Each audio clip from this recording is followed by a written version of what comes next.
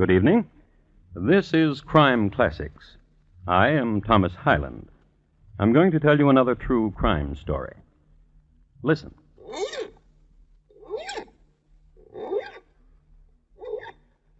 The sound you hear is that of a man having his right-hand hook filed.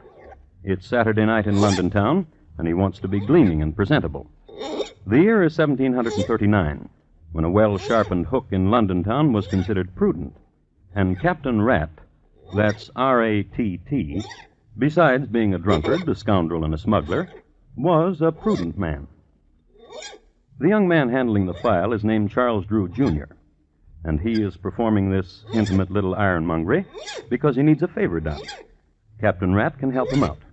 He can supply the youngster with an alibi, and Junior badly needs one, for he has just shot his father dead.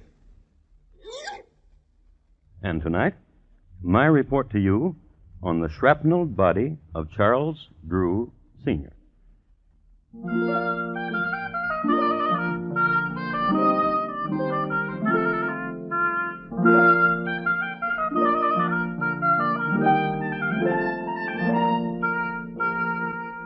Crime Classics, a new series of true crime stories taken from the records and newspapers of every land, from every time. Your host each week, Mr. Thomas Hyland, connoisseur of crime, student of violence, and teller of murders. Now, once again, Mr. Thomas Hyland.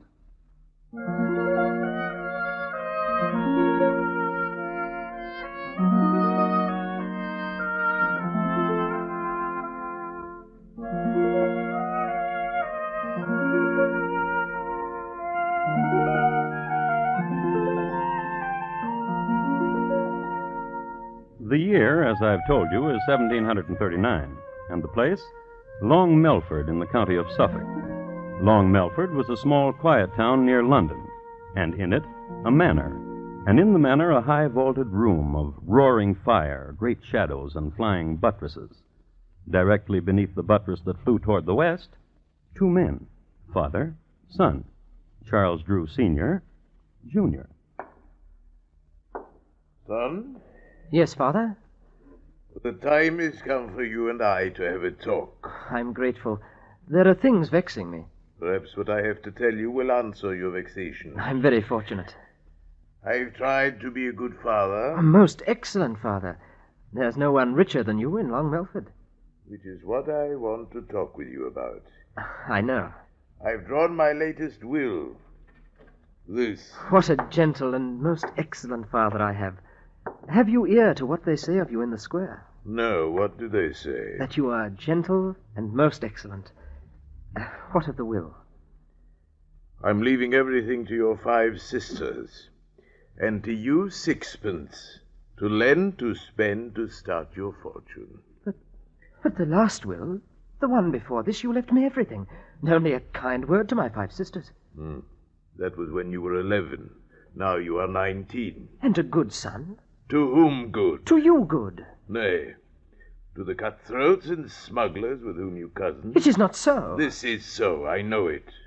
You consort with people of ill fame, and also with Mr. Richardson's housekeeper.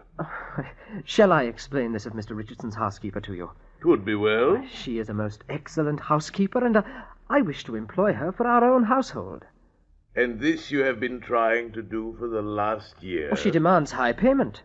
Our family can afford high payment. But I personally cannot, Father.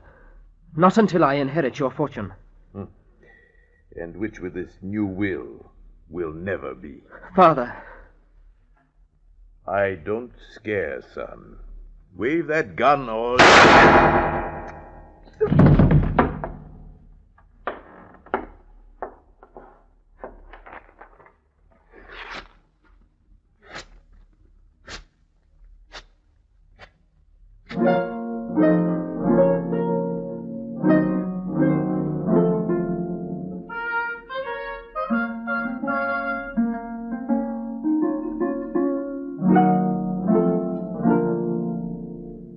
A smattering of intelligence concerning 1739 ballistics. Ammunition was chiefly of 2 types, round or irregular. The former was manufactured by dropping chunks of molten lead from a great height, and when it reached the vat of water at the bottom of flight, it was round, due to centrifugal forces and gravity.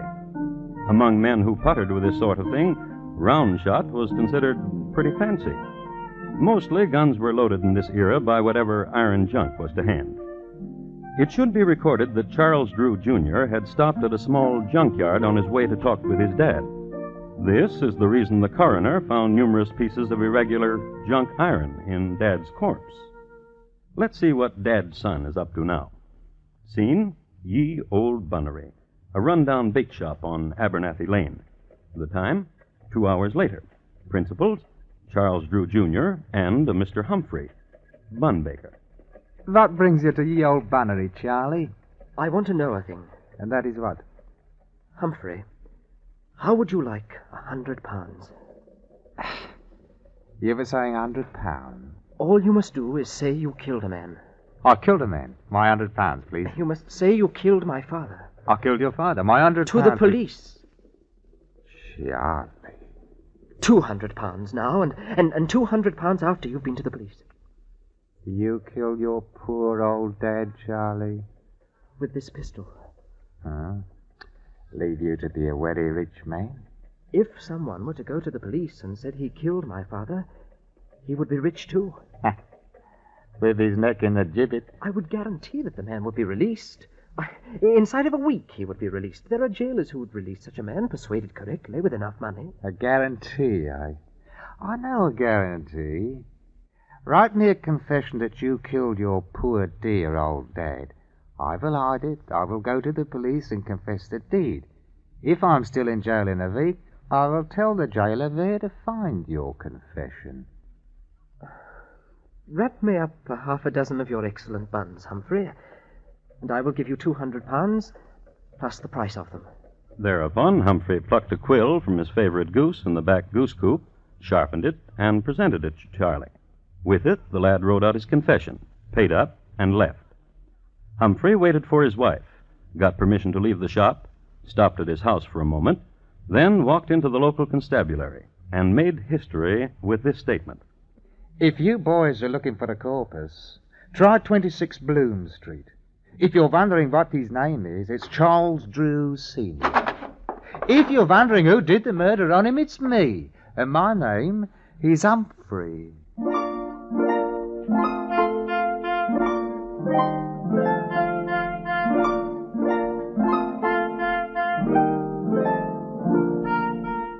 The police, upon arriving at the appropriate room at 26 Bloom Street, understood immediately that foul play had been done. One of the constables was assigned to look in on the household of Mr. Humphrey, and there saw the Humphrey children at play at Thistle-de-doo, a game usually played with marbles, but by the Humphrey children played with pieces of iron junk, which latter were of a size that could easily be rammed down the muzzle of a gun. The gun was there, too, under a pillow on Mr. Humphrey's side of the bed. Mrs. Humphrey, who in the meanwhile had returned home, shook her head philosophically when apprised of the situation. It is recorded that Mrs. Humphrey's parents had both been put away as confirmed smugglers, a felony against the Crown. The next day, in jail... Nice of you to visit me, Charlie. Yes. What news do you bring? When am I to be released? I went to see Sir Roger Firebrace. How is Sir Roger? Dead. 'Tis a pity, too, for he would have gotten your release in a nonce for a few £100. Don't forget, laddie, I've got your confession. You've got till Sunday.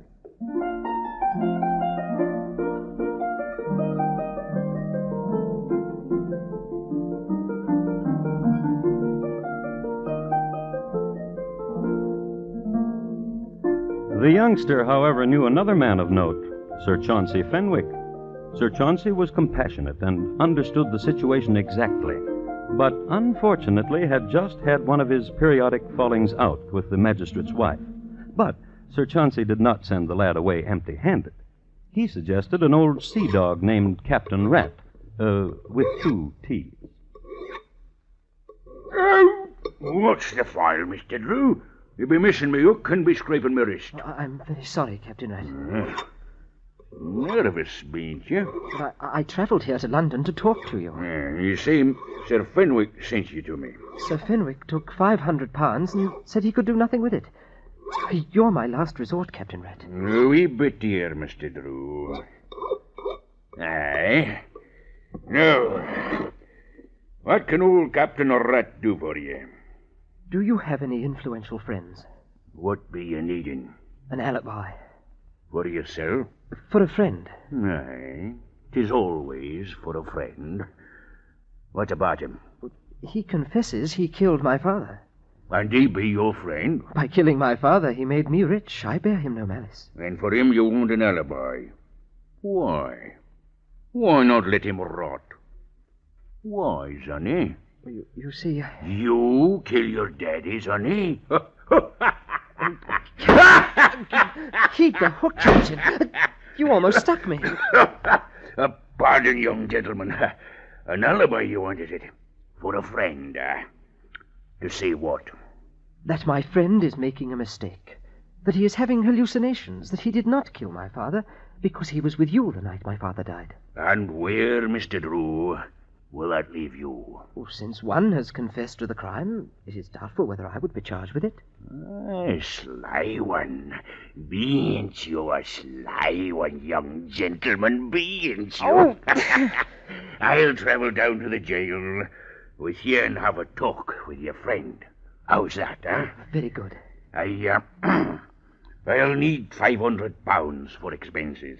Oh, yes. Now. Yes.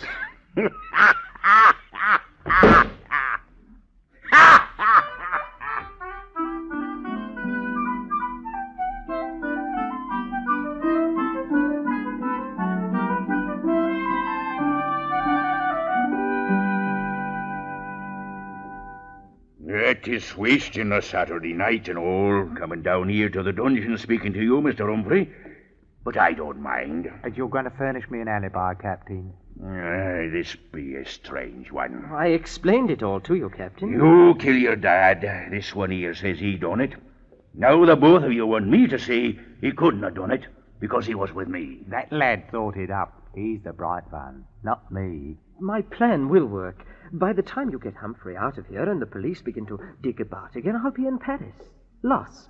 I will change my name, and with my fortune I can... For your fortune, I will do it. I gave you £500. Bah, the pittance. Your fortune, Mr. Drew. Except what he's promised to me. What about it, lad? No. Bah. Hey there! Pleasant talking to both of you.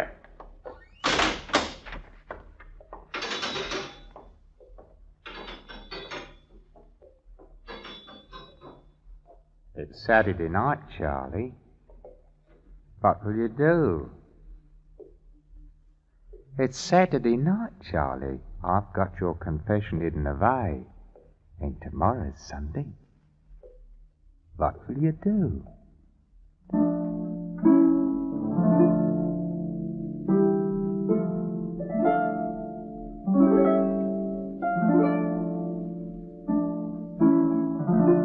And they looked at each other there in the dungeon, the jailed and the young visitor. And the question hung there. What would Charlie do? It's Saturday night, and tomorrow is Sunday. What will you do, Charlie?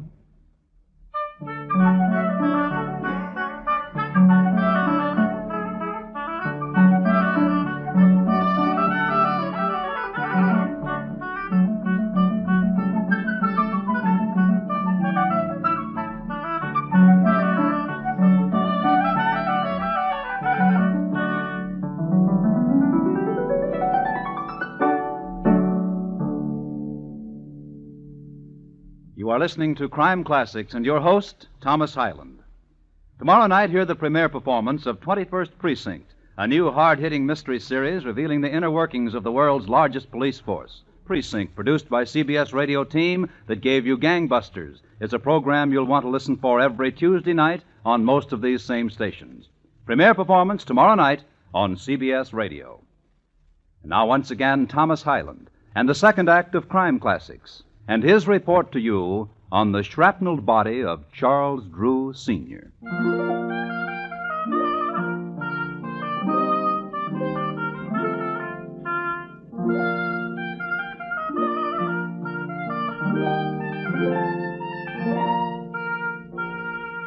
It's a short, dusty road from Long Melford to London. Not only that, but these days it's hard to find. In its day, however, it was remarkable for two things. The brothers shoe spooner, Dick and Harry, who embarked on a career of highwaymanship on the morn of June 3, 1735, were hung on the eve of that same day from the highest branch of an elm at a fork on Long Melford Road.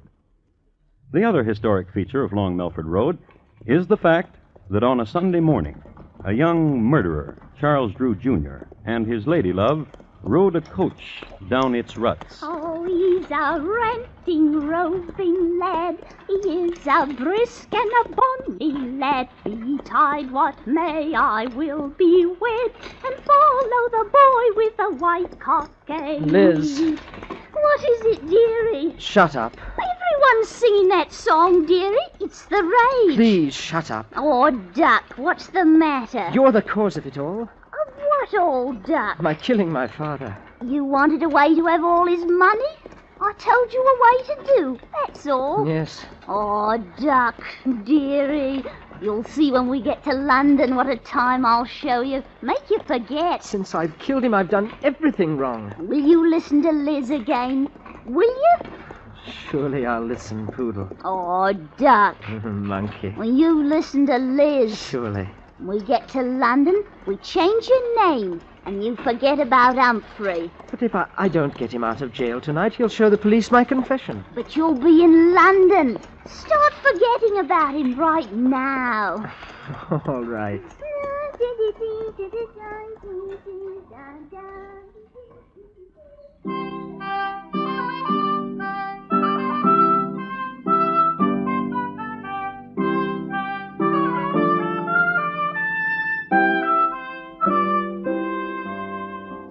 And so they fled to London town, little knowing that they had made a road famous. In London, they located a little-known hideaway called Bonhomme Carter's Thorny Bull Inn, on the corner of Asquith and Chiswick. The lad registered under an alias, Thomas Roberts. Liz, however, registered in her own name, Elizabeth Bathal. As this was going on back in Long Melford Jail, where Mr. Humphrey was, there transpired this. In 1 hour, Wifey, I'm getting out of here. You be a fool. How? A fool? When'd you ever have so much money? What bun are you baking, Wifey? This bun. The lad's given you money, all that money, and he's good for more. Aye? All we want. He's a rich one, that's true. We can get more money before you show his confession. How? You said he fled. His Liz told me they were off to London town. You could write him a letter and say as long as he paid you £20 a day, you'd be willing to stay where you are. £20 a day? That's a robbery.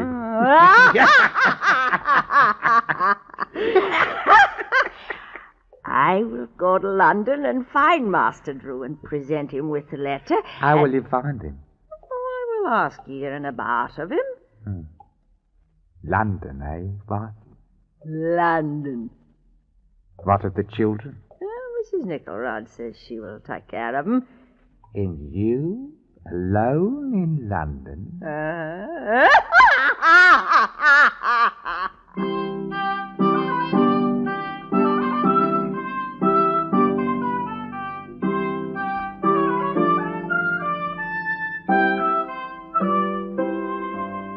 So Mrs. Humphrey went to London. A few observations about Mrs. Humphrey. Wash away the flour and the excess dough. Put on long sleeves to hide the muscles made prominent from kneading bun dough. Comb the hair, exchange shoes for boots, and Gertrude Humphrey was rather presentable. When she went to London, Mrs. Humphrey did all of these things, plus making a mental note not to laugh too much, not only because of the horrible sound she made, but also because of the mischievous twitch it brought on, which she could not control. So, Off she went to this place, to that, to this pub, to that, asking for a Mr. Drew.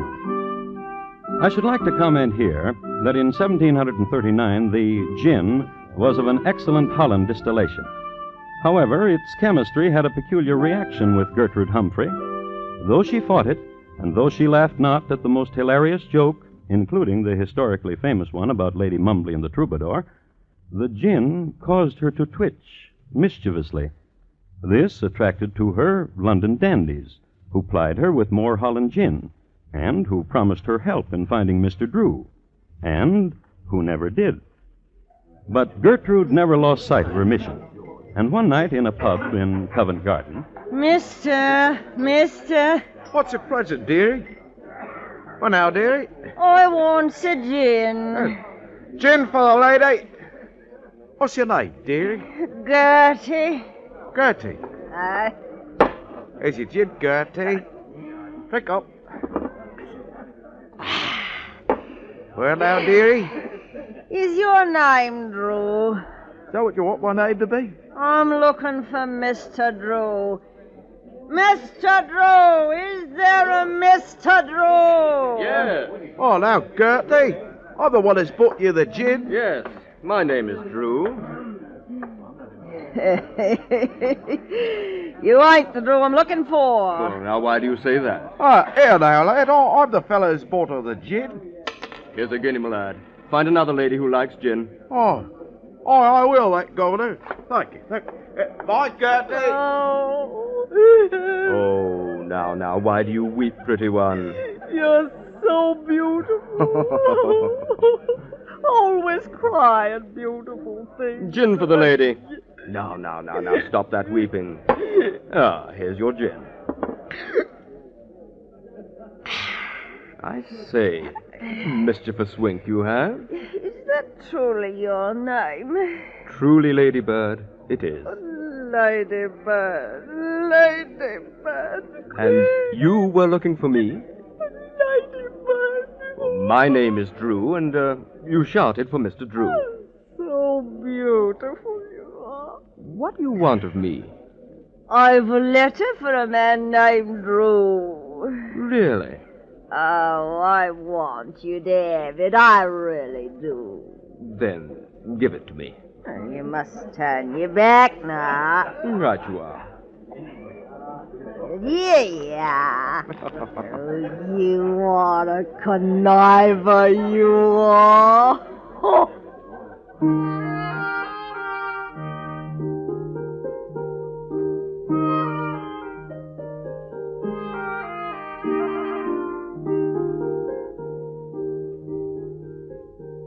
His name really was Drew, Timothy Drew. It's one of those coincidences in history which gave rise to the old saw, truth is stranger than fiction, as they say. And he was a curious man, and a proud man, jealous of his name, Drew. He had heard his name mentioned, and he was forced to find out why. He read the letter then and there. He read it again, a little later, out loud, to the police. And my missus told you have gone to London with Liz Bathall. But, Charlie, my lad, you shall pay me £20 a day, else I will tell that you have murdered your poor daddy. I have your paper, which you confessed you did, right where nobody but me knows where. So when my wife hands you this letter, you better give her money and find a way to keep it, giving it to her, your faithful servant, Mr. Walter Humphrey. Gentlemen, here in London is a man named Charles Drew. He has murdered his father, and he bears the same surname as I. I cannot permit this deed to go unpunished.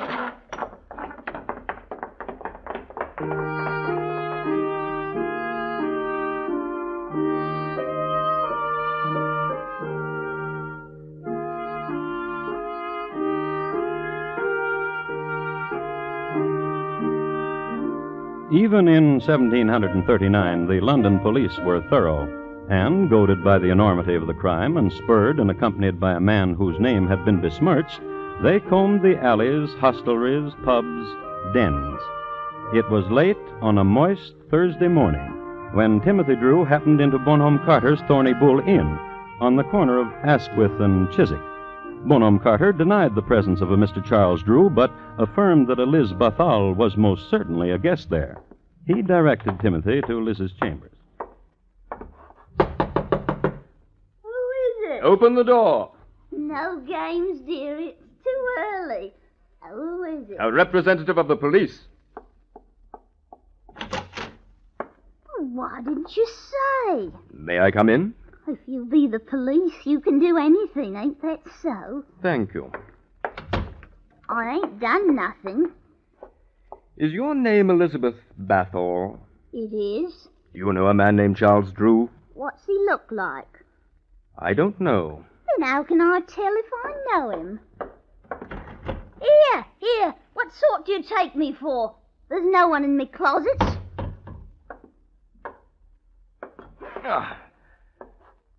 What is this young man doing under your bed, madam? A man?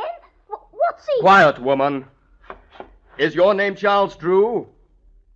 I'm talking to you under the bed there. Is your name Charles Drew? Sir. Come out from under there, sir.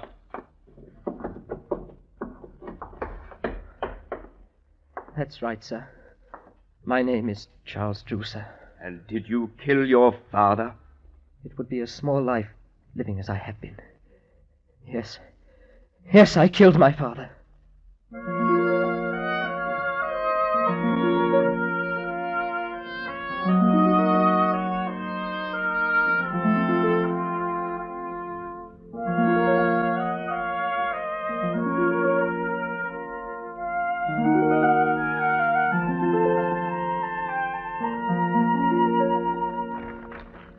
I have the original issue of a Gazette dated January 22nd, 1740, from which I'd like to read. The melancholy proof that when a man has abandoned all religious principles and has suffered his depraved appetites and passions to govern his reason was shown yesterday when Charles Drew, Jr. was hanged in Long Melford. Since the hanging elm on Long Melford Road had recently been demolished to make a keel for the British Navy, a new gibbet was erected. This gibbet was equipped with a new mechanical device invented by Mr. Douglas Langford of Eastbourne. Mr. Langford is to be congratulated.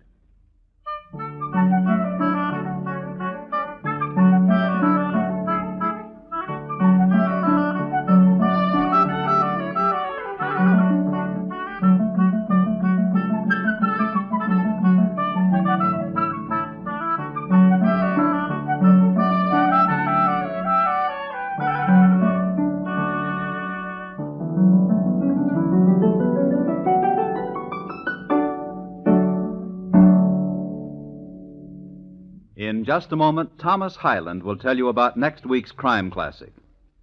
The shrapnelled body of Charles Drew, Sr., tonight's crime classic, was adapted from the original court reports and newspaper accounts by Morton Fine and David Friedkin. The music was adapted from themes of the period and conducted by Bernard Herrmann, and the program is produced and directed by Elliott Lewis.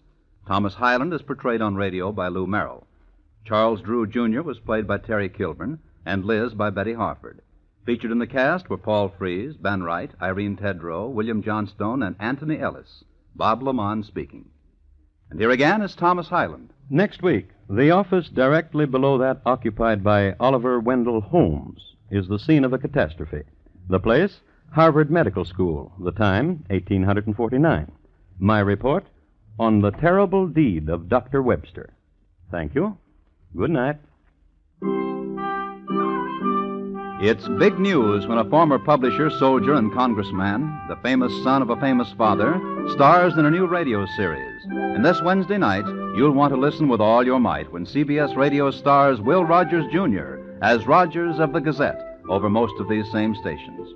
Rogers of the Gazette tells the story of a small-town newspaper editor, what he stands for, and also what he refuses to stand for. Premiere performance this Wednesday on CBS Radio. Stay tuned now for Gary Moore with Arthur Godfrey's Talent Scouts, which follows immediately over most of these same stations. And remember, America now listens to 110 million radio sets and listens most to the CBS Radio Network.